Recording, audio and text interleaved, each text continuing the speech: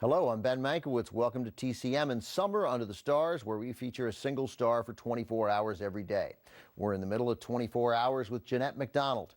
Up next, MacDonald teams up with her best-known screen partner, Nelson Eddy, in their best-known feature. From MGM in 1936, Rose Marie.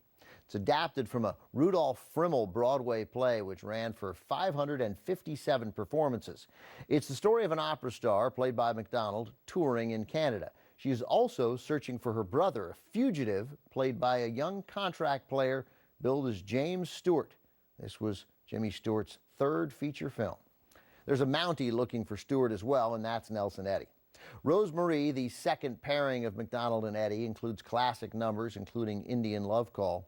Putting MacDonald and Eddy together was not the result of some long-range, forward-thinking plan. MacDonald was actually the second choice.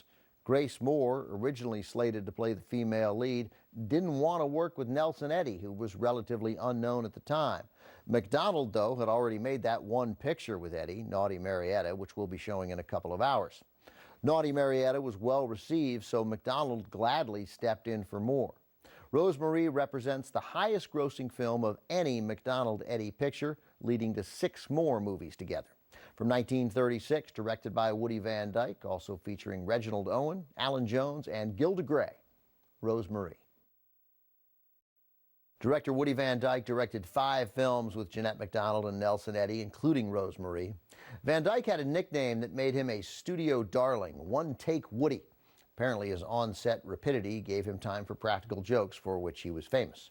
Jeanette MacDonald discovered Van Dyke's playful ways in a scene where she had to be lowered into a water tank for close-ups, part of the scene where she falls off her horse into a river. While the shots were being filmed, the noon whistle blew and everybody broke for lunch, leaving MacDonald alone in the tank. MacDonald realized the joke, but refused to give Van Dyke any satisfaction, resolving not to call for help. She sat in the water for 10 minutes before Van Dyke gave up and appeared with a ladder. Up next, the first pairing of Jeanette MacDonald and Nelson Eddy.